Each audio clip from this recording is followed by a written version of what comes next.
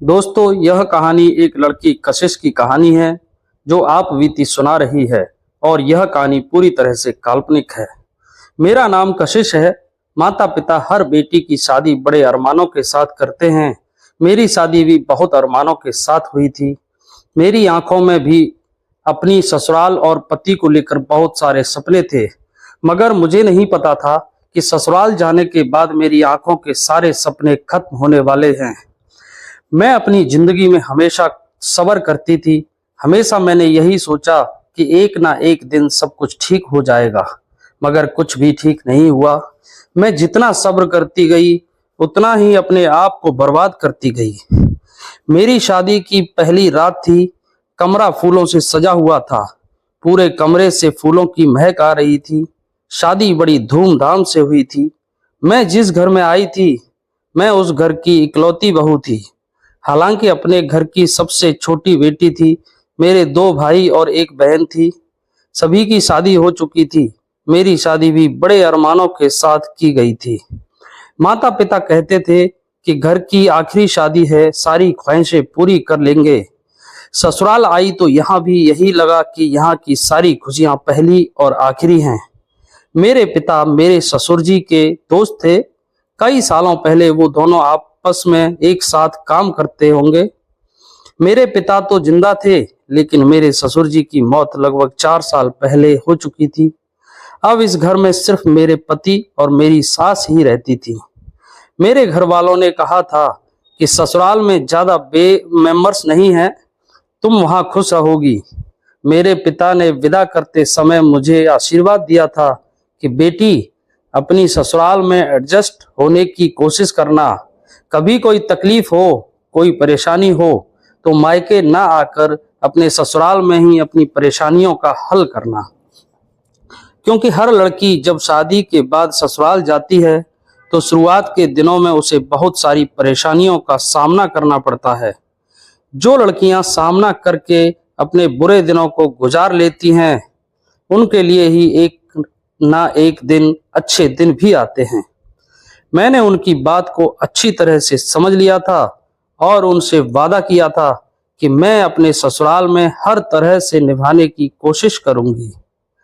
अभी मैं अपने कमरे में बैठी हुई थी। जब कमरे का दरवाजा खुला, मेरे पति ने पहला कदम जैसे ही कमरे के अंदर रखा तो मेरी सांसें रुक गई थी। वह मेरे लिए एक अजनबी की तरह थे। जैसे ही कमरे में दाखिल हुए तो मेरे बराबर में आकर बैठ गए, लेकिन उन्होंने तो मेरे पास बैठकर सिगरेट पीना शुरू कर दिया था। मेरे दिल की धड़कन जैसे सीना चीर कर बाहर आना चाहती थी। मुझे उनकी यह हरकत अच्छी नहीं लगी थी। उन्होंने धुआं हवा में छोड़ते हुए कहा कि कशिश।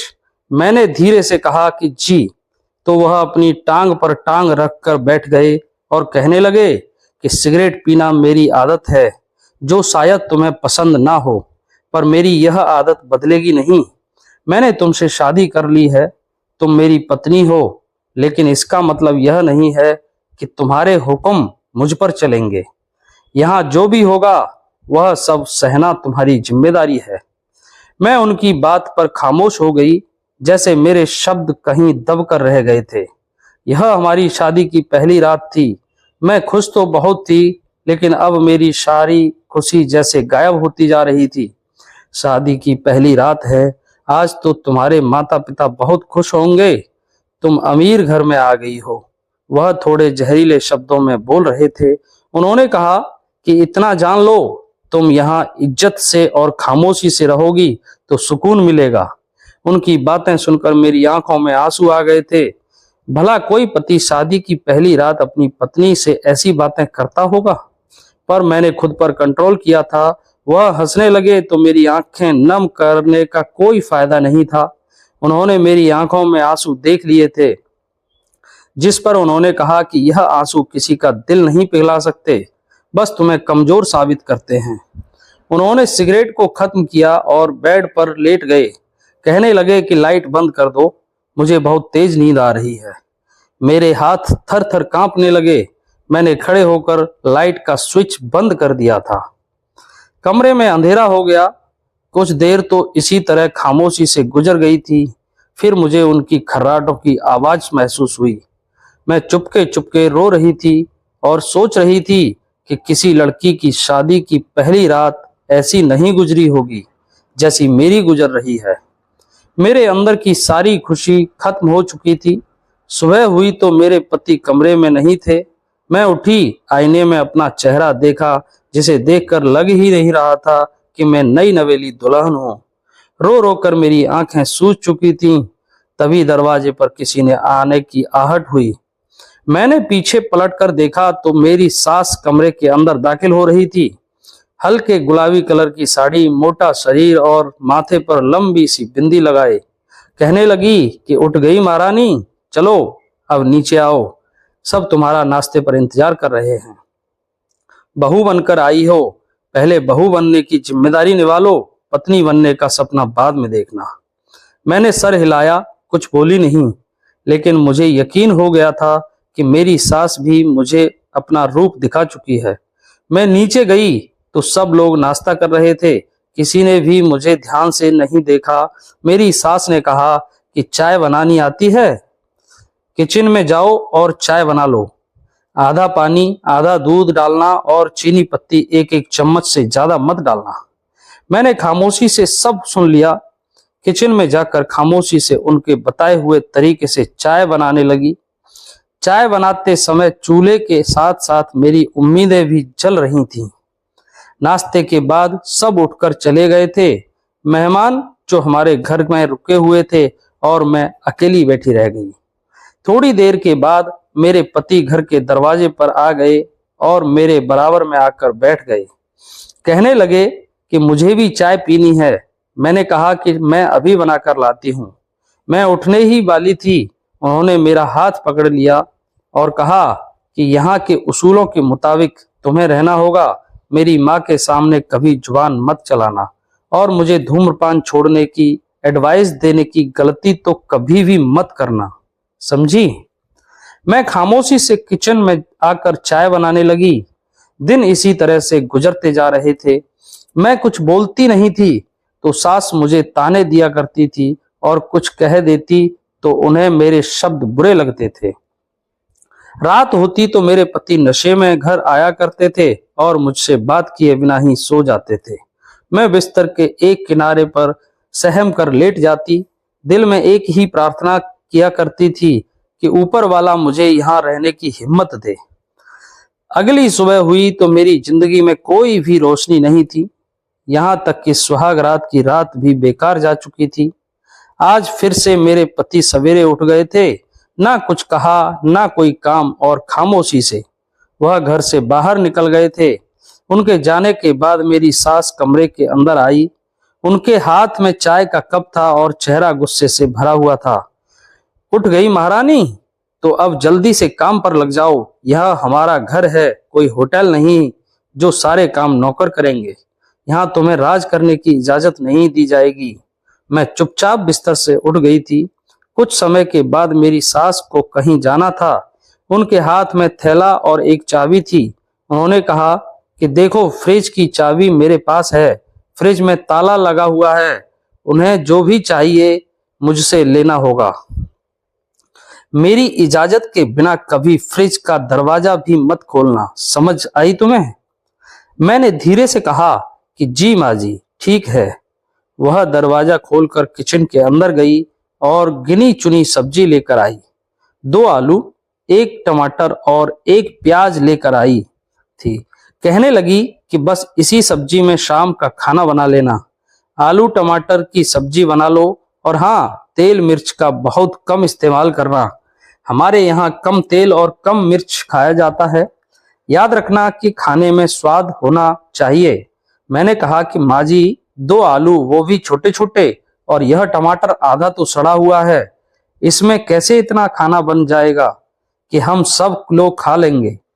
तो उन्होंने कहा कि अरे ऐसे कैसे नहीं बनेगा, हम 3 लोग ही तो हैं, मैं ज्यादा नहीं खाती, और तुम भी यहाँ सोच समझ कर खाना शुरू कर दो, क्योंकि यह हमारा घर है, तुम्हारे बाप का घर नहीं है जहां तुम्हें बहुत बहुत सारा खाने को दिया जाएगा। यह घर मेरे पति की पेंशन से चलता है। तुम्हारी हैसियत इस घर में सिर्फ एक नौकरानी से बढ़कर नहीं है। इतना कहकर मेरी सास मुझे सब्जी थमाकर चली गई थी और मैं रोती रही थी।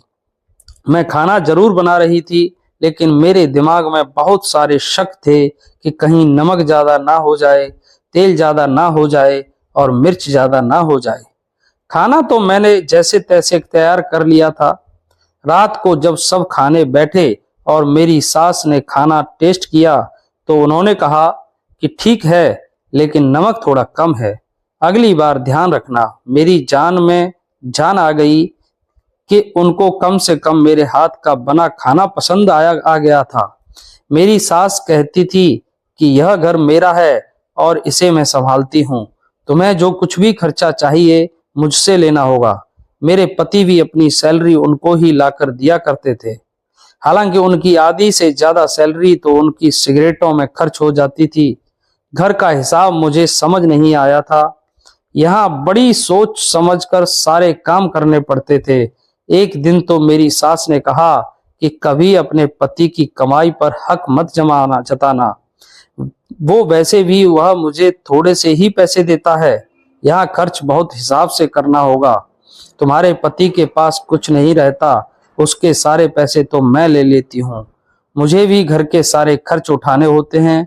मैंने कहा कि अगर मेरा कभी कोई खर्च हुआ, कभी मेरी तबीयत खराब हो गई या फिर मुझे कोई जरूरी काम पड़ गया तो फिर मुझे पैसे कौन देगा। उन्होंने हंसकर कहा कि तुम्हारे खर्च कहाँ से आ गए? पहले अपने पति को तो संभालो, अपनी तबीयत की फिक्र करना बंद करो। और हाँ, खरीदारी के ख्वाब तो छोड़ ही देना, तुम्हारे पिता का माल नहीं है यहाँ पर। मेरी सास का कहा एक एक शब्द मेरे दिल को चुभ रहा था, लेकिन मैंने आंखों को बंद कर लिया था। मैंने उनसे कुछ भी नहीं कहा। मैं हमेशा उदास उदास सी रहती थी। इस घर में मुझे कुछ भी अच्छा नहीं लगता था। यहाँ खुशहाली नहीं थी। एक दिन मैंने अपने पति से कहा कि घर में कपड़े धोने का वॉशिंग पाउडर खत्म हो गया है, लेते आना। तो उन्होंने कहा कि मेरे पास पैसे नहीं हैं, जो भी मंगवाना है माजी से मंगवाना। मैंने कहा लेकिन कपड़े धोने के लिए तो वॉशिंग पाउडर जरूरी होता है। इतना कहकर मैं खामोश हो गई, मगर उन्होंने मुझे वॉशिंग पाउडर लाकर नहीं दिया। वह दरवाजा बंद करके घर से चले गए थे और घर में सिर्फ सन्नाटा रह गया था। शाम को आए तो हर बार की तरह नशे में थे और नशे की हालत में लड़खड़ाते रहते थे और मैं अकेले बैठकर रोती रहती थी। कई दिन हो चुके थे। घर का बहुत सारा ऐसा सामान था जो खत्म हो गया था। शाम को जब मेरे पति समीर काम से वापस आए तो मैंने हिम्मत करके धीरे से उन्हें आवाज दी और कहा कि मुझे आपसे कुछ बात करनी थी, अगर आप सुन सकें तो प्लीज। उन्होंने शर्ट दूर फेंक दी और खुद बिस्तर पर लेट गए और कहने लगे कि हाँ जल्दी बोलो, दिमाग वैसे ही खराब है, फिजूल की बातें करने का मेरे पास टाइम नहीं है। मैंने खुद को संभाला और कहा कि घर में घी, तेल, साबुन, वॉशिंग पाउडर और मिर्च मसाले ज्यादातर सारा ही सामान खत्म हो चुका है। माँ जी तो मुझे कुछ लाकर ही नहीं दे रही। आप मुझे थोड़े से पैसे दे दीजिए, सारा सामान मैं ले आऊंगी। वो मेरी बात पर एक ही झटके में उठकर बैठ गए और कहने लगे, अरे यार, तुम्हें हर बार कुछ न कुछ चाहिए होता है। मैं खामोश हो गई। मैंने कहा, मुझे तो बस जरूरी सामान चाहिए, इसलिए मैंने आपसे कहा है कि यह सारा सामान जरूरत का है। उन्होंने कहा, जरूरत तुम्हारी तो जरूरत ही पूरी नहीं होती। एक हफ्ते पहले भी तुमने कुछ मांगा था और अब फिर मैंने कहा कि मैंने आपसे डिटर्जेंट पाउडर के लिए कहा था, आपने वह भी मुझे लाकर नहीं दिया था। उन्होंने कहा, तो क्या हुआ? तुम्हारे बाप ने इतने पैसे रख दिए थे कि जो तुम कहोगी बार बार तुम्हें लाकर दिया जाएगा। तुम्हारे पिता ने तुम्हें पाल कर हम पर कोई एहसान नहीं किया। उनकी बातों पर मैंने रोना शुरू कर दिया और मैं होठ बंद करके खामोशी से वहां से चली गई थी। फिर आइंदा मैंने उनसे कभी किसी चीज के लिए नहीं कहा। इस घर में एडजस्ट करना मेरे लिए दिन ब दिन बहुत मुश्किल होता जा रहा था। अगले दिन मैंने खुद को किचन में पाया था। मैं काम तो कर रही थी, लेकिन बार बार सामान कम पड़ रहा था। कभी कोई सामान नहीं था तो कभी कोई सामान नहीं था। यहाँ तक कि अब तो बर्तन धोने के लिए साबुन भी खत्म हो गया था। मैंने अपनी सास से कहा कि माँ जी, बर्तन धोने का साबुन खत्म हो गया। खाली पानी से और हाथों से रगड़ कर बर्तनों को साफ करना पड़ रहा है, जिससे मेरे हाथ भी जख्मी हो गए। उन्होंने मुझे ऊपर से नीचे तक देखा, फिर जोर जोर से हंसने लगी। ओहो, नाजुक हो तुम तो कहाँ की महारानी हो? क्या जो तुम्हारे हाथ जख्मी हो रहे हैं? हमारे जमाने में तो औरतें राख से बर्तन धोया करती थीं, और तुम्हें अपने हाथों की फिक्र हो रही है। मैंने कहा, माँ जी, घर की ऐसी बहुत सारी चीजें हैं जो खत्म हो गई हैं। मैंने आपसे सिर्फ इसलिए कहा। तब उन्होंने चिल्लाकर कहा कि अरे, इस घर में सबको अपनी तकलीफ नजर आती है, दूसरों का बोझ नहीं। और सुनो, यह घर तुम्हारे बाप का नहीं है जो तुम्हें यहाँ सामान की कमी नजर आ रही है। यहाँ पर तुम्हें हर एक चीज मेरी इजाजत से मिलेगी, और अगर घर का सामान इतना ही इस्तेमाल करना जानती हो तो अपने पिता की दुकान से मंगवा लिया करो। मैं अपनी सास की बात खामोशी से सुनती रही। मैं उनसे कुछ कह भी तो नहीं सकती थी। उसी दिन शाम को जब मेरे पति आंगन में बैठे थे, तब मैं उनके पास चुपके से गई। उनको अपने हाथों के जख्म दिखाते हुए कहने लगी कि देखिए, मेरे हाथों का क्या हाल हो गया है। कई दिनों से कपड़े भी मैले पड़े हुए हैं, खाना भी रूखा सूखा बनाना पड़ रहा है। अगर आप अपनी माँ से बात करेंगे तो शायद वह घर का राशन भरवा देंगी। उन्होंने कहा कि तुम्हारी बातें सुन सुनकर मेरा दिमाग खराब हो गया। तुमने आखिर मुझे क्या समझ रखा है कि मैं अपनी माँ से तुम्हारी सिफारिश करूं? चलो जाओ यहाँ से। मैं तुम्हारा कोई एटीएम नहीं हूं जो जब तुमने चाहा मुझसे पैसे मांग लिए। वह चिल्लाते हुए वहां से चले गए थे। मैं वहां बैठकर रोती रही, बिल्कुल खामोश और बेचैन आंखों से। मैंने अपने हाथों पर बर्फ का पानी लगा लिया था तो उन पर मुझे जलन महसूस होने लगी। इस घर में मेरी तकलीफ कोई देखने वाला नहीं था। मेरे कपड़े, मेरी पसंद, मेरी सोच से किसी को कोई मतलब नहीं था। सब कुछ जैसे किसी और की मुट्ठी में था। यहाँ हर दिन एक जैसा होता था, मगर हर दिन थोड़ा और भारी, थोड़ा और जहरीला बनता जा रहा था। सुबह सुबह सास की चीख मुझे परेशान कर दिया करती थी। वह छोटी छोटी बातों पर मुझे डांटती थी। उनके शब्दों में जहर घुला हुआ होता था। अगर मैं 3 दिन में कपड़े बदल लिया करती थी तो वह चिल्लाया करती थी, कहती थी कि तुम्हारे कपड़े गंदे तो नहीं, इतनी जल्दी क्यों बदल रही हो? फिर कहती हो कि डिटर्जेंट चाहिए। यह घर मेरे पति की पेंशन के पैसों से चलता है, ना कि तुम्हारे बाप के पैसों से। मेरे कमरे में सिर्फ एक पुरानी सी अलमारी थी जिसमें सिर्फ 5 जोड़ी कपड़े थे, जिसमें से 4 जोड़ी तो मेरे मायके के थे। मैं बार बार धो धो कर उन्हें को पहनती रहती थी। इतने पर भी मेरी सास कहती थी कि नए नए कपड़े तो ऐसे पहनती हो जैसे कहीं की महारानी हो। ध्यान रखो, यहाँ सजने संवरने का काम नहीं है।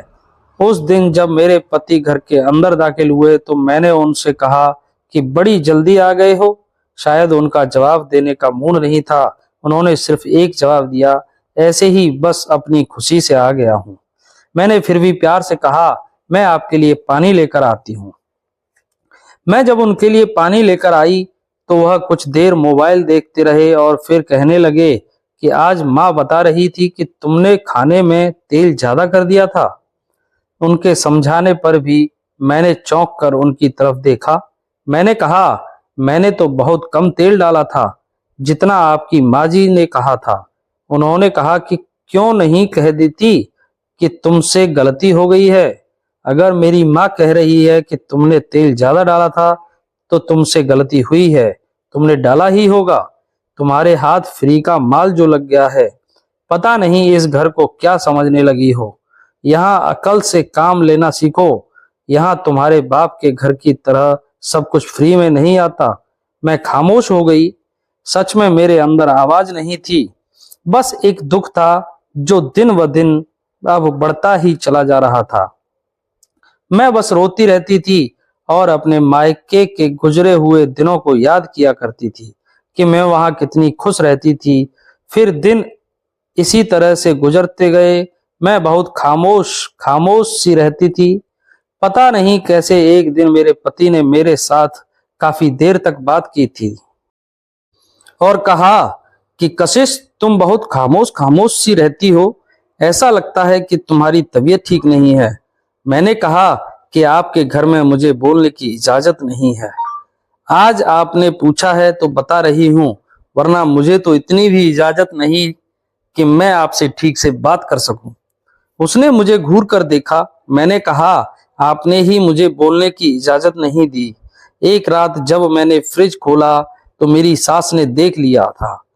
उन्होंने कहा कि मैंने तुम्हें कहा था ना कि मेरी इजाजत के बिना तुम्हें फ्रिज खोलने की भी जरूरत नहीं है। मैंने कहा कि जी, बस ठंडा पानी पी रही थी। उन्होंने कहा कि यह फ्रिज मेहमानों के लिए है, इसमें जो पानी है मेहमान आएंगे तो उन्हें पिलाया जाएगा। आज तो पी रही हो, आइंदा मत पीना। मैं कमरे में आ गई थी। मैंने खुद को आईने में देखा। मैं वह कशिश थी जो शादी के दिन खुद को बहुत खुशनसीब समझ रही थी। आज एक कैदी की तरह नजर आती थी। मेरी आंखों में ना सपने थे, ना दिल में इमोशन थे, ना कोई चाहत थी। बस मैं एक कैदी थी और यहाँ एक तरह की सजा काट रही थी। यहाँ मेरे दिन और रातें दूसरों की मर्जी से गुजर रहे थे। जैसे जैसे दिन गुजरते जा रहे थे, मेरे शरीर में कुछ बदलाव हो रहे थे।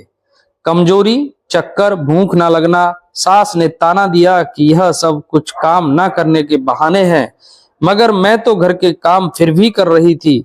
मैं अगर अपनी थोड़ी सी भी तकलीफ जाहिर करती तो मेरी सास चिढ़ जाती थी और कहती कि हम तो अपने जमाने में कभी कमजोरीपन दिखाया ही नहीं करते थे। मैं खामोश रहती। अब उनसे क्या बात करती कि मुझे खुद भी नहीं पता था आखिर मेरे अंदर हो क्या रहा है। एक दिन मेरी बहुत ज्यादा तबीयत खराब हो रही थी, जहां किसी को तो मेरी तकलीफ का अंदाजा नहीं था और ना ही मेरे पास इतने पैसे होते थे कि मैं खुद डॉक्टर के चली जाऊं। फिर मैं एक दिन अपनी सास की गैर मौजूदगी में पड़ोस की सविता भाभी के पास डॉक्टर के साथ चली गई। मेरे पास पैसे तो नहीं थे, लेकिन मेरी नाक की एक लौंग थी जिसे मैंने सविता भाभी को दे दिया और कहा कि इसे आप अपने पास रख लीजिए और प्लीज मुझे डॉक्टर के पास लेकर चलिए। मेरे पास डॉक्टर के यहाँ जाने के लिए भी पैसे नहीं हैं। मैं चाहती हूँ कि आप इसे अपने पास रखकर मेरा ट्रीटमेंट करवा दें, क्योंकि मेरी तबीयत बहुत खराब है। अब मैं आगे बर्दाश्त नहीं कर सकती। वह मुझे अपने साथ डॉक्टर के लेकर चली गईं। मैंने डॉक्टर को जब अपनी परेशानी के बारे में बताया तो वह धीमे से मुस्कुराने लगी और कहने लगी कि बधाई हो आपको, आप मां बनने वाली हो।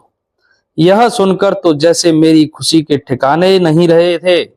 इतने दिनों के बाद मेरी आंखों में खुशी के आंसू आ गए थे, लेकिन वो आंसू बहुत जल्दी ही डर में बदल गए थे। अब घर आकर मैं काफी देर तक बैठी रही, क्योंकि मैं अपनी सास और पति को बिना बताए डॉक्टर के यहाँ गई थी। पहले तो मैं यह सोच रही थी कि मैं किस मुंह से इन लोगों से बात करूं, दूसरा किस तरह से इस खबर को बताऊं। फिर मैंने हिम्मत की और अपने पति के घर आने का इंतजार किया। जैसे ही वह घर आए तो मैंने उनसे कहा कि आज मैं डॉक्टर के पास गई थी। उन्होंने कहा कि क्यों, क्या बात थी, सब ठीक तो है ना। मैंने कहा कि जी सब ठीक है, लेकिन मैं मां बनने वाली हूँ।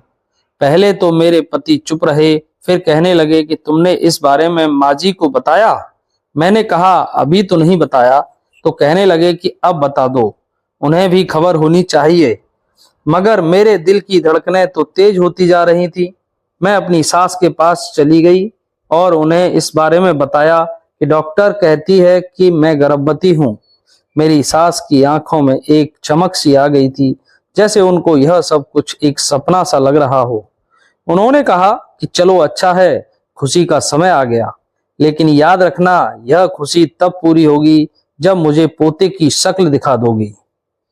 अगर बेटा हुआ तो ठीक है, लेकिन अगर बेटी हुई तो मैं उसे इस दुनिया में आने से पहले ही खत्म करवा दूंगी।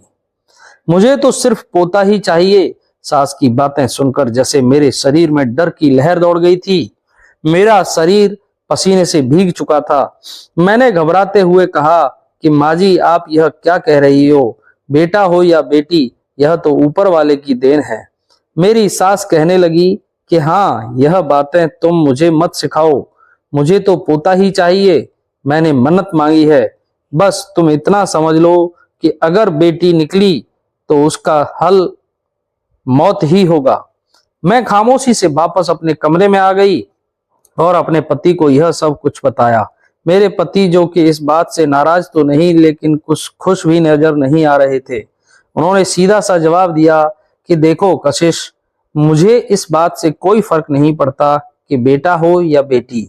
अगर मेरी माँ को बेटा चाहिए तो फिर बेटा ही होना चाहिए। बेटी हुई तो मेरी माँ नाराज हो जाएगी और उनके गुस्से का सामना फिर तुम्हें ही करना पड़ेगा। मुझसे कोई उम्मीद मत रखना कि मैं तुम्हें उनसे बचाऊंगा। उनकी बातें सुनकर तो मैंने रोना शुरू कर दिया था। मुझे ऊपर वाले ने खुशी भी दी थी, तो वह भी डर के साथ। अगली सुबह मेरी सास ने मुझे अपने कमरे में बुलाया और कहने लगी कि अभी तो तुम्हारी गर्भावस्था की शुरुआत है, लेकिन 3 महीने के बाद डॉक्टर तुम्हें अल्ट्रासाउंड बताएगी। अब यह फैसला तभी होगा जब अल्ट्रासाउंड होगा। मुझे तो बस अपना वारिस चाहिए और कुछ नहीं। समझ गई ना तुम? मैंने कहा कि जी माँ जी। अगर मैं अपने दिल में सोच रही थी कि चाहे जो हो, बस ऊपर वाला मुझे सही सलामत दे।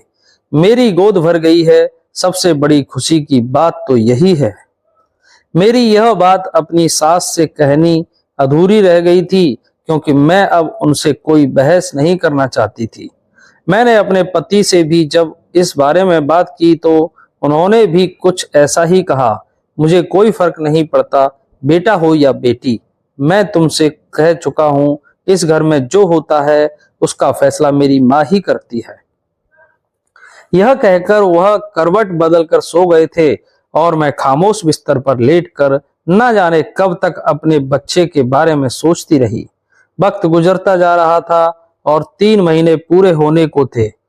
हर नया दिन मेरे लिए एक सवाल बनता जा रहा था कि पता नहीं मेरे पेट में क्या पल रहा है। अल्ट्रासाउंड का दिन भी आ गया था। मेरी सास मुझे खुद अपने साथ अस्पताल लेकर आई थी। उन्होंने डॉक्टर से पहले ही मुलाकात में सीरियस होकर कह दिया था कि डॉक्टर मैडम, हमें साफ साफ बता दीजिए कि गर्भ में बेटा है या बेटी। मगर डॉक्टर यह बात मेरी सास को नहीं बता सकती थी। भ्रूण के लिंग का पता करना कानूनन जुर्म है। डॉक्टर ने कहा कि हमें कानून इसकी इजाजत नहीं देता, हम आपको कुछ नहीं बता सकते। उन्होंने चिल्लाकर कहा कि अगर ऐसी बात है तो फिर आइंदा हम यहाँ नहीं आएंगे। अरे, हमें तो सिर्फ इतना ही जानना है कि बेटा है या बेटी। हमारा वक्त बर्बाद मत करो। अगर बेटी हुई तो हम अपना रास्ता खुद चुन लेंगे। डॉक्टर को मेरी सास पर बहुत गुस्सा आ रहा था, लेकिन मेरे अल्ट्रासाउंड का टाइम हो रहा था। उन्होंने मेरे अल्ट्रासाउंड किया। अल्ट्रासाउंड रूम में मैं डॉक्टरों के पैरों में जाकर गिर गई थी। मेरी आंखों से लगातार आंसू बह रहे थे। मैंने कहा कि डॉक्टर, मैं आपसे रिक्वेस्ट करती हूँ, मैं आपके आगे हाथ जोड़ती हूँ, अगर मेरे पेट में बच्ची है तो प्लीज आप इस बारे में मेरी सास को मत बताना, वरना वह मेरी बेटी को मार देंगी। आपको मेरी खातिर झूठ बोलना होगा। अगर मेरे पेट में बेटी है तो आपको मेरी सास से झूठ बोलना होगा। डॉक्टर थोड़ा सा झुकी। उन्होंने मुझे सहारा देकर उठाया और कहने लगी, मैं तुम्हारी कंडीशन समझ सकती हूँ। मैं तुम्हें एक माँ की नजर से देख रही हूँ। फिक्र मत करो, मैं तुम्हारे साथ हूँ। मैं तुम्हारी सास को यही बताऊंगी कि तुम्हारे गर्भ में बेटा पल रहा है, लेकिन सच यह है कि तुम्हारे गर्भ में बेटी है। मैंने तो यह सुनकर हिचकियों से रोना शुरू कर दिया था। मैं जैसे ही अल्ट्रासाउंड रूम से बाहर निकली तो मेरी सास बाहर बैठी मुझे हैरानी से देख रही थी। उन्होंने मुझसे कहा कि क्या बात है, तो मैंने झूठी मुस्कुराहट अपने चेहरे पर सजाकर कहा कि कुछ नहीं माँ जी, बेटा ही है। यह सुनकर मेरी सास के चेहरे पर खुशी की लहर दौड़ गई थी। ऊंची आवाज में कहने लगी कि देखा, मैंने कहा था ना कि बेटा ही होगा। चलो, यह तो बहुत अच्छी बात है। मेरी समाज में इज्जत बच गई। मेरी आंखों में सुकून था, लेकिन दिल अभी भी डरा हुआ था। वापस आने पर बार बार मेरी सास मुझे समझा रही थी कि अब से अपना ज्यादा ध्यान रखना, पोता है, उसे कुछ नहीं होना चाहिए। यही वजह थी कि मेरी सास, जो कभी मेरे साथ हमेशा कंजूसी दिखाया करती थी, अब मेरा ख्याल रखने लगी थी। मुझे खाने पीने को भी अच्छा दिया जा करती थी और अब तो अपने हाथों से मेरे लिए खाना बनाने लगी थी। इस सब की वजह शायद बेटा का झूठ था। वो मेरा ख्याल मेरे लिए नहीं बल्कि अपने पोते के लिए रख रही थी। मगर मुझे तो डर उस दिन से लगता था जब उन्हें सच्चाई के बारे में पता चलेगा तो क्या होगा। मैं उस डॉक्टर की आज भी शुक्रगुजार हूं जिसने मेरे झूठ को अपनी जिंदगी का सहारा बनाया, छुपाया, मगर एक जान बचा ली। मैं अंदर से टूट रही थी, मगर मेरी सास बार बार मुझे यही कहती थी कि अपना बहुत ख्याल रखो, बच्चे को कुछ नहीं होना चाहिए।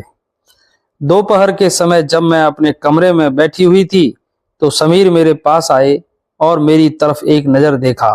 कहने लगे कि अब तो तुम्हें खुश होना चाहिए, माँ भी तुम्हारा बहुत ख्याल रख रही है, तुमसे राजी हो गई है। मैंने अपने पति से कुछ नहीं कहा, लेकिन मन ही मन बातें करने लगी कि यह सब कुछ तो तेरे लिए नहीं है मेरे। मैं बार बार अपनी आने वाली बेटी के लिए प्रार्थना कर रही थी। मैंने यह झूठ इसलिए बोला था क्योंकि मेरा सच मेरी बेटी की जिंदगी को छीन सकता था। वक्त इसी तरह से गुजरता गया। आम दिनों की तरह मेरी प्रेगनेंसी के दिन तो थोड़े बेहतर गुजरे थे, लेकिन दिल में जो टेंशन थी वह बार बार उभर कर दिमाग तक सवार हो रही थी। रात के समय जब मुझे दर्द शुरू हुआ तो मेरी सास के शब्द भी कांटे की तरह हो गए।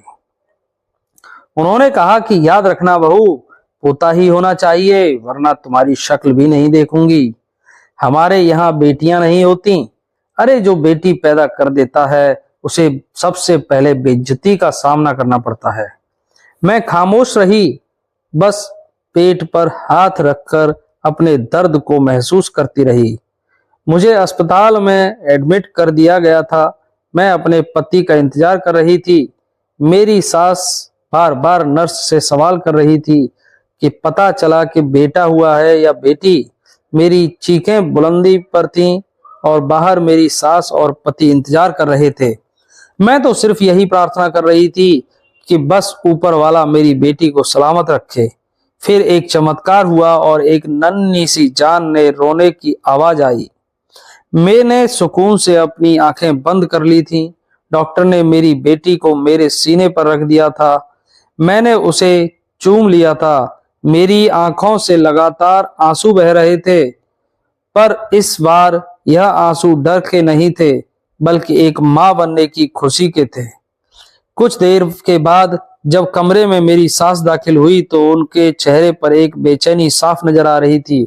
उन्होंने नर्स से कहा, लाओ जल्दी से मेरा पोता मुझे दे दो। नर्स ने सर झुकाकर धीरे से कहा कि बेटी हुई है। वह तो नर्स पर चिल्लाने लगी कि झूठ क्यों बोल रही हो, डॉक्टर ने तो कहा था कि बेटा ही होगा।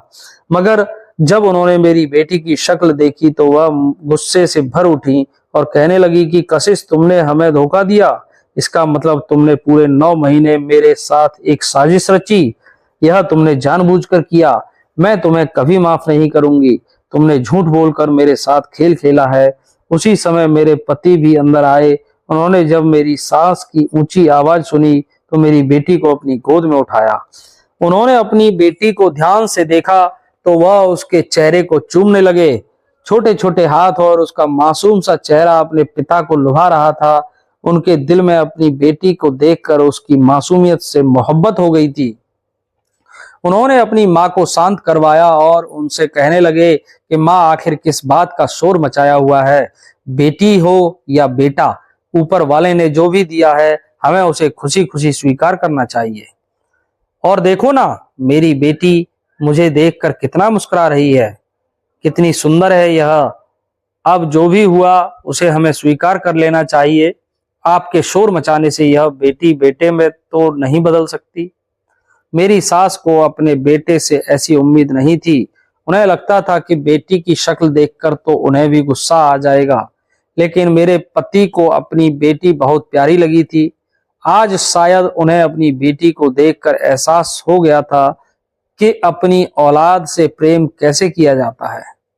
वह अपनी बेटी का चेहरा देखकर बहुत खुश थे। उन्होंने खुशी खुशी उससे मेरी गोद में दे दिया। अब मेरी सास साफ समझ चुकी थी कि उनका बेटा भी अब उनके खिलाफ हो गया, लेकिन अपने पति के दिल में बेटी के लिए मोहब्बत देखकर मैं बहुत खुश हुई थी। उन्होंने अपनी माँ को यही समझाया कि अब जो हो गया सो हो गया, शोर मचाने का कोई फायदा नहीं है। मेरी सास ने कहा, तो फिर अब तुम भी अपनी पत्नी की तरफदारी करोगे? मेरे पति ने कहा कि नहीं माँ, ऐसा कुछ भी नहीं है, मैं सिर्फ थक गया हूँ रोज रोज की बहस से। मेरी सास ने अपने बेटे से तो कुछ नहीं कहा, लेकिन मेरे करीब आकर कहने लगी कि तुमने मेरा सपना मेरी आंखों से छीन लिया, तुम्हें यह सौदा बहुत महंगा पड़ेगा। मैंने अपनी सास के सामने ही अपनी बेटी को अपने सीने से लगा लिया। उस दिन मैंने सीखा था कि जन्म देना सिर्फ शरीर का रिएक्शन नहीं होता, बल्कि दिल की परीक्षा भी होती है। जब मैं अस्पताल से डिस्चार्ज होकर घर पहुंची तो मेरी सास ने दरवाजे पर मेरा स्वागत भी नहीं किया, बल्कि उन्होंने तो घर के अंदर दाखिल होते ही कहा, यह कहाँ रहेगी? यह जहां भी रहे, लेकिन इसे मेरी नजर से दूर रखना। मेरी सास ने फिर से शोर मचाना शुरू कर दिया था। मेरे पति ने बेटी को गोद में लिया और कमरे में चले गए। कमरे में जाकर कुछ देर हम बैठे। फिर उसके बाद मेरे पति ने मेरी तरफ देखकर कहा कि तुमने आखिर झूठ क्यों बोला और डॉक्टर से भी झूठ बुलवाया? मैंने कहा कि हाँ, मैंने ऐसा किया क्योंकि यह करना मेरे लिए बहुत जरूरी था। अगर मैं तुम्हारी माँ को सच बता देती तो आज यह बच्ची जिंदा नहीं होती, आपकी माँ इसे खत्म करवा देती। मैंने कहा कि मैं जानती हूँ कि मैंने झूठ बोला, लेकिन मैंने यह झूठ भी अपनी बेटी को जिंदा बचाने के लिए बोला था। मेरे पति खामोश रहे, कुछ नहीं बोले और बेटी के चेहरे की तरफ ध्यान से देखने लगे।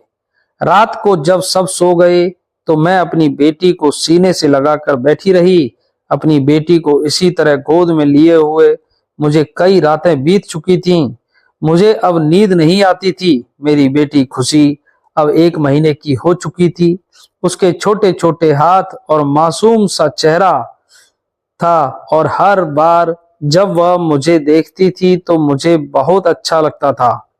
लेकिन अब वह बार बार रोया करती थी। क्यों रोया करती थी यह तो मैं नहीं जानती थी। शायद उसे भूख लगती थी और मेरे दूध से उसका पेट नहीं भरता था।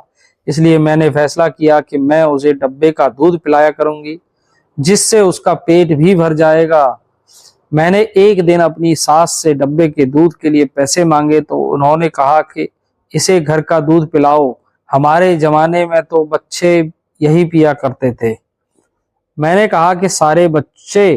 तो उन्होंने कहा कि हाँ, सारे बच्चे। मैंने कहा लेकिन उसे घर का दूध रास नहीं आ रहा है, उसे पीते ही फौरन वह उल्टी कर रही है। शायद उसके पेट में भी दर्द होता है और वह रोती रहती है। डॉक्टर ने भी मुझे कुछ ऐसा ही बताया था। मेरी सास कहने लगी कि तुम्हारी बेटी के लिए मेरे पास फालतू का पैसा नहीं है। अगर पोता होता तो मैं उस पर काफी सारा पैसा खर्च कर देती, लेकिन तुमने तो झूठ मुझसे बोला और डॉक्टर से भी बुलवाया। उसके लिए मैं तुम्हें कभी माफ नहीं करूंगी। अपनी बेटी का ख्याल खुद रखो और हाँ, मुझसे इसके लिए कभी कोई उम्मीद मत रखना। तुम्हारी बेटी मेरे लिए एक बोझ है। मैंने कहा कि माँ जी, मैं आपके आगे हाथ जोड़ती हूँ, मैं रोज रोज आपसे पैसे नहीं मांगूंगी, बस एक डब्बे के लिए पैसे मांग रही हूँ। उन्होंने कहा कि बस बस, दिन ब दिन तुम्हारी जुबान बहुत लंबी होती जा रही है। याद रखो, मैं अभी जिंदा हूँ और मेरे होते हुए तुम अपने फैसले नहीं चला सकती। अगर कुछ चाहिए तो अपने माता पिता के घर से मंगवा लो। मैंने उनकी बात पर अपनी नजरें झुका ली थी। दिल तो चाहा कि उनसे कुछ कहूं, लेकिन मैं अब की बार भी खामोश रही। उस रात मेरी बेटी बहुत रोई थी और मैं उसे गोद में लेकर इधर उधर टहल रही थी। मैं उनके उसके पेट पर हाथ रखती तो लगता जैसे अंदर आग जल रही है। उसके पेट में बहुत तकलीफ थी। मैं अपने पति के पास गई, उनसे कहा कि खुशी को घर का दूध हजम नहीं हो रहा, अगर आप मुझे थोड़े से पैसे दे दो तो मैं बाहर से दूध का डब्बा ले आऊंगी। उन्होंने मेरी तरफ देखे बिना कहा कि मेरे पास पैसे नहीं हैं, मुझसे क्यों मांग रही हो, जाकर माँ से बात करो। मैंने कहा। उन्होंने तो साफ साफ मना कर दिया, कहा है कि पोता होता तो दो देती। अब मैं क्या करूं? मेरे पति ने कहा कि करना ही क्या है, जैसा माँ कहती है वैसा ही करो, और इस घर में वैसे भी वही होता है जो माँ कहती है। मुझसे कुछ मत कहो, मैं कुछ नहीं कर सकता। मैंने अपने पति से तेज आवाज में कहा कि समीर, यह आपकी बेटी भी है, सिर्फ मेरी नहीं है। उन्होंने कहा कि मुझे इस मामले में मत डालो। मैंने कहा ना कि जाकर माँ से बात करो। इतना कहकर वह वहां से चले गए। लेकिन मेरी बेटी का रोना तो बंद ही नहीं हो रहा था। उसकी तकलीफ मुझे अच्छी तरह से महसूस हो रही थी। उसकी हालत लगातार बिगड़ती जा रही थी। आंखें लाल हो चुकी थीं और शरीर जैसे बिल्कुल ढीला पड़ गया था। मैं अपनी सास के कमरे में गई। मैंने उनके कमरे का दरवाजा खटखटाया और कहा कि माँ जी, प्लीज मुझे पैसे दे दीजिए, मुझे दूध लेकर आना है। खुशी खामोश ही नहीं हो रही थी, उसकी हालत बिगड़ती जा रही है। अंदर से आवाज आई कि तुम्हारी हिम्मत कैसे हुई रात के इस समय मुझे जगाने की? क्या हो गया इस मनहूस को? अरे रो नहीं है तो रोने दो ना, मैं क्या करूं? तुम्हारी बेटी है, तुम ही संभालो उसे। मेरी सास गुस्से से चिल्ला रही थी, मगर जब मैंने बार बार दरवाजा खटखटाया तो उन्होंने झुंझला कर दरवाजा खोल दिया और कहने लगी कि क्या बदतमीजी है, हद ही कर दी है तुमने तो।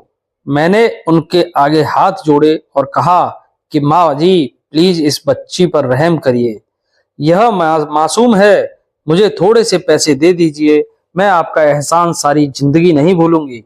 उन्होंने कहा कि कभी भी नहीं, मुझे इस पर कोई एहसान नहीं करना, यह मेरे लिए मनहूस है। हाँ, अगर बेटा होता तो मैं क्या कुछ नहीं करती। अब जाओ और मेरा वक्त बर्बाद मत करो, मुझे सोने दो। इतना कहकर उन्होंने मेरे मुंह पर ही जोर से दरवाजा बंद कर दिया था और मैं अपनी बेटी को गोद में लेकर वहीं खड़ी रह गई। वह सारी रात रोती रही थी।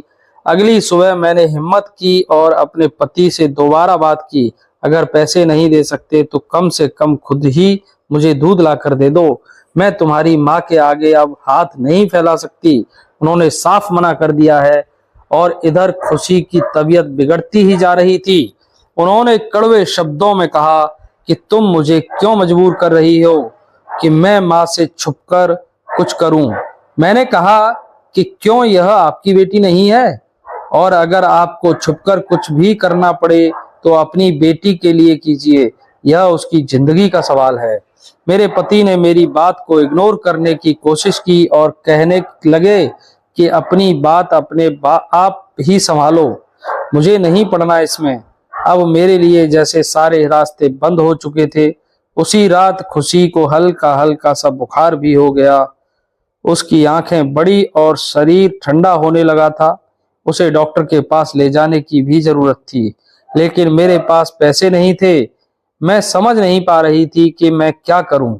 मेरे पति शाम के समय जब घर से बाहर निकले थे तो वापस ही नहीं आए थे।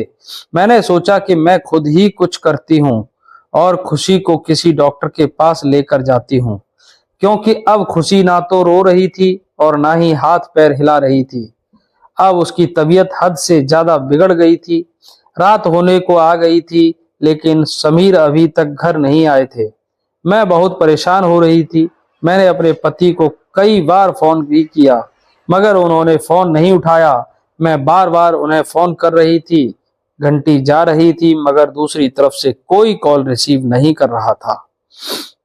मैं चाहती थी कि मेरा पति मेरी बेटी को डॉक्टर के यहाँ लेकर चला जाए, मगर इस घर में हमेशा वही नहीं हुआ जैसा मैं चाहती हूँ। मेरी सास तो अपने खाने पीने में बिजी थी, उन्होंने मेरी बेटी की कोई मदद नहीं की। मैं अकेली ही अपनी बेटी के लिए परेशान होती रही। 2 घंटे गुजर गए थे, उसका शरीर कोई हरकत नहीं कर रहा था। मैं बुरी तरह से डर गई, इसलिए अब मैं अकेली ही बैठी बेटी को गोद में लेकर घर से निकल गई थी। सोचा कि डॉक्टर के पास चली जाऊंगी, जो होगा देखा जाएगा। लेकिन रास्ते में भी मैं बार बार अपने पति को फोन कर रही थी कि वह जहां भी हो वापस आ जाए और बेटी की हालत देख ले। लेकिन अभी भी वही हालत थी। उन्होंने फोन नहीं उठाया और मैं मजबूरन अकेले ही अस्पताल चली गई थी। वहां जाने के बाद मैंने फौरन ही डॉक्टर से अपनी बेटी का चेकअप करवाया। डॉक्टर ने जैसे ही खुशी का शरीर छूकर देखा तो अचानक उनका चेहरा उदास हो गया, ऐसा जैसा उनका चेहरा पीला पड़ गया हो। उन्होंने मेरी तरफ देखा और कहने लगे कि बच्चे में तो कुछ भी नहीं है, यह तो कब की मर गई। यह शब्द सुनकर तो जैसे मेरे शरीर की जान निकल गई थी। मैंने कहा कि नहीं नहीं डॉक्टर, ऐसा नहीं हो सकता। मेरी बेटी थोड़े समय पहले तक तो रो रही थी, आप इसे दवाइयां लगाकर देखिए, यह फिर से रोने लगेगी। डॉक्टर ने कहा कि मैडम, मैं सच कह रहा हूं, आपकी बेटी इस दुनिया से जा चुकी है, उसमें अब कुछ भी नहीं है। अपने आप को संभालने की कोशिश कीजिए, आपने इसे यहाँ लाने में बहुत देर कर दी। मैंने अपनी बेटी को गोद में लिया। मैं जोर से चिल्लाई, खुशी मेरी बेटी नहीं, ऐसा नहीं हो सकता, यह नहीं मर सकती। मैं उसे लेकर वहीं जमीन में बैठकर फूट फूट कर रोने लगी थी। काफी देर तक मैं वहां बेबस औरत की तरह बैठी रही, रोती रही। अस्पताल में आने जाने वाले लोग मुझे देख रहे थे, मुझ पर तरस खा रहे थे। लेकिन अब कोई फायदा नहीं था। अब बहुत देर हो चुकी थी, मेरे जिगर का टुकड़ा मुझे छोड़कर जा चुकी थी। फिर मैं उसके मेरे मरे हुए शरीर को धीमे धीमे कदमों से चलते हुए घर तक ले आई थी। जब मैंने घर का दरवाजा बजाया और दरवाजा मेरी सास ने खोला तो मेरी उजड़ी हुई हालत देखकर कहने लगी, क्या हो गया है। मैंने उन्हें कोई जवाब नहीं दिया, बस मैं अपनी बेटी को लेकर घर के अंदर आ गई। आंगन में रखी हुई चारपाई पर उसे लिटा दिया। मेरी सास उसे गौर से देखने लगी, कहने लगी कि अरे क्या हुआ है, मर गई क्या यह।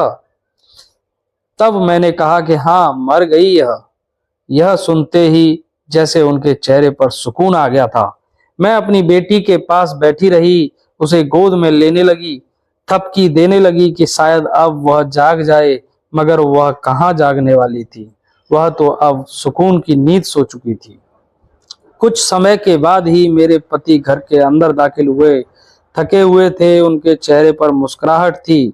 मुझे जमीन पर गोद में बेटी को लेकर बैठे हुए देखा तो कहने लगे, कैसी है खुशी की तबीयत। मैंने सर उठाकर आंखों से निकलते हुए आंसू रोकते हुए कहा कि चली गई है वह इस दुनिया से। मेरा पति अचानक हैरान हो गया, आगे बढ़ा, मेरी बेटी को गोद में लिया और फिर चीख मार कर रोने लगा कि नहीं, ऐसा नहीं हो सकता। मैंने कहा कि ऐसा हो गया। उन्होंने कहा कि तुमने मुझे क्यों नहीं बताया। मैंने कहा कि मैंने आपको कई बार फोन किया था, लेकिन आपने फोन रिसीव ही नहीं किया। किसी ने मेरी मदद नहीं की। मैं अकेली ही अपनी बेटी को जब तक अस्पताल लेकर पहुंची, उसकी सांसें टूट चुकी थीं। मेरे अंदर सब कुछ टूट चुका था, लेकिन जवान पर खामोशी अभी भी थी। दिल में जैसे कोई तूफान उबल रहा था। अब की बार मेरी चुप्पी मेरे सब्र का जवाब देने वाली थी। मैं तो बस अपनी बेटी को लेकर रोती रही। सुबह का उजाला हुआ तो मैंने और मेरे पति ने मिलकर उसका अंतिम संस्कार कर दिया। मेरी बेटी के अंतिम संस्कार में भी मेरी सास शामिल नहीं हुई थी। जब मैं घर के अंदर दाखिल हुई तो अपनी बेटी की वह चादर अपने हाथ में लपेट कर रोने लगी, जिसमें मैंने अपनी बेटी को लिया हुआ था। उसमें से अभी भी उसकी खुशबू आ रही थी। मैं जोर जोर से रो रही थी, मेरे आंसू जमीन पर टपक रहे थे, दिल से आह निकल रही थी। मेरे पति मुझे संभालने की कोशिश करने लगे, लेकिन मुझे अब उनकी किसी भी तसल्ली की जरूरत नहीं थी। वह जैसे ही कमरे के अंदर आए तो जोर जोर से चिल्लाने लगे। मुझे उनके चिल्लाने की आवाज नहीं आ रही थी। उन्होंने कहा कि कशिश जल्दी से अंदर आओ, जल्दी देखो माँ को क्या हो गया, जल्दी से एम्बुलेंस को फोन करो। मगर मैं किसी मूर्ति की तरह एक तरफ जमकर बैठी हुई थी, जैसे ना मुझे कुछ सुनाई दे रहा था और ना ही कुछ दिखाई दे रहा था और ना ही मैं कुछ करने को थी। मेरे पति खुद ही उठे, एम्बुलेंस को फोन किया। थोड़ी देर के बाद जब एम्बुलेंस आई तो मेरी सास को अस्पताल लेकर जाया गया। मैं तो अपने दुख में बैठी हुई थी। अब इस दुनिया में चाहे जो कुछ हो जाए, मुझे किसी चीज की परवाह नहीं थी। बस मुझे दुख इस बात का था कि मैं अपनी बेटी के लिए कुछ नहीं कर सकी, मैं उसे नहीं बचा सकी। मैं अपने कमरे में आकर अपनी बेटी को याद करके रो रही थी। जब कुछ समय के बाद मेरी सास को एम्बुलेंस लेकर आई, पता चला कि उनको पैरालाइज का अटैक हो चुका है और अब वह लाचार हो गई। वह कुछ भी करने, कहने के, सुनने के काबिल नहीं रही। अपनी सास की हालत देखकर मुझे उन पर कोई अफसोस नहीं हुआ था। बस दिल को एक अजीब सा सुकून मिला था कि ऊपर वाले ने मेरी बेटी की मौत की सजा इस औरत को दे दी है, जिसने उस मासूम पर कोई रहम नहीं किया। मैं अपनी सास की उजड़ी हुई हालत को देख रही थी, जो हमेशा अपनी जुबान में कड़वाहट रखती थी, जो अपने पास पैसे रखती थी, लेकिन फिर भी उन्होंने मेरी बेटी के लिए मुझे पैसे नहीं दिए। अब वह अपने पैसे भी खुद पर खर्च करने के काबिल नहीं रही थी। मेरी बेटी तो इस दुनिया से जा चुकी थी, लेकिन जाते जाते वह अपनी दादी को लाचार कर कर गई थी।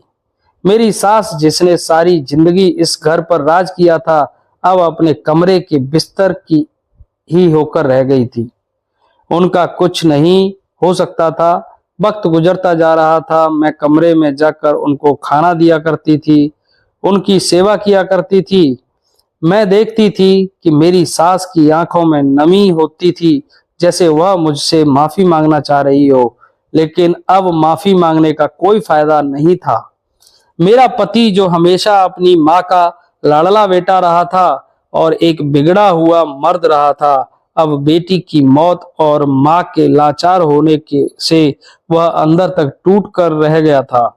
उसने अपने आप को काफी हद तक बदल लिया था, मेरे साथ मोहब्बत करनी शुरू कर दी थी, लेकिन मुझे अब किसी की मोहब्बत की जरूरत नहीं थी।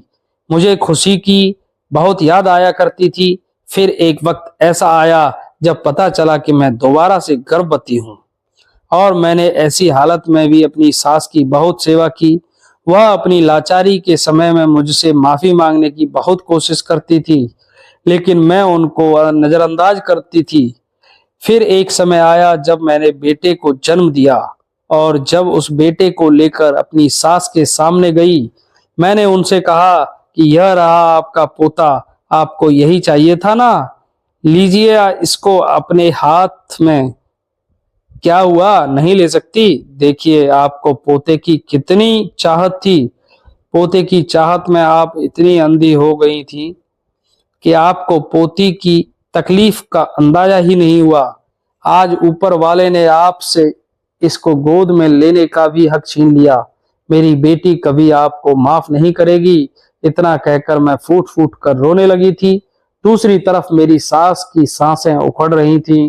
उनकी तबीयत बहुत ज्यादा खराब होने लगी थी। वह अपने पापों का प्रायश्चित करना चाहती थी, लेकिन ऊपर वाले ने उनको इतना मौका ही नहीं दिया था और उनकी सांसें छीन ली। मेरा पति देख चुका था कि बुरे कर्मों का नतीजा कैसा होता है। उन्होंने भी अपने लिए किए कि मुझसे माफी मांगी, मगर मैं उनको माफ करने वाली कौन होती थी। मैंने कहा था कि बस एक औरत इज्जत, प्यार और अपनी औलाद की रखवाली चाहती है, जो कि आप नहीं कर सके। लेकिन जिंदगी ने आपको दोबारा मौका दिया है। मेरे पति ने कहा कि मैं तुमसे वादा करता हूं कि मैं हमेशा तुम्हारे साथ रहूंगा। मेरी सास की मौत इस बात का जीता जागता सबूत था कि ऊपर वाला जब तक अपनी रस्सी नहीं कसता, तब तक इंसान दूसरों को परेशान करने में कोई कसर नहीं छोड़ता, लेकिन जब ऊपर वाला अपनी रस्सी कस लेता है तो एक ही पल में उसके बुरे कर्मों का नतीजा उसे दिख जाता है। तो दोस्तों, उम्मीद करता हूं आपको हमारी कहानी पसंद आई होगी। कहानी पसंद आई तो वीडियो को लाइक करें, चैनल पर नए हैं तो चैनल को सब्सक्राइब करें और हाँ, नोटिफिकेशन बेल को जरूर दबाएं ताकि अगली अपडेट सबसे पहले आपको मिले। धन्यवाद।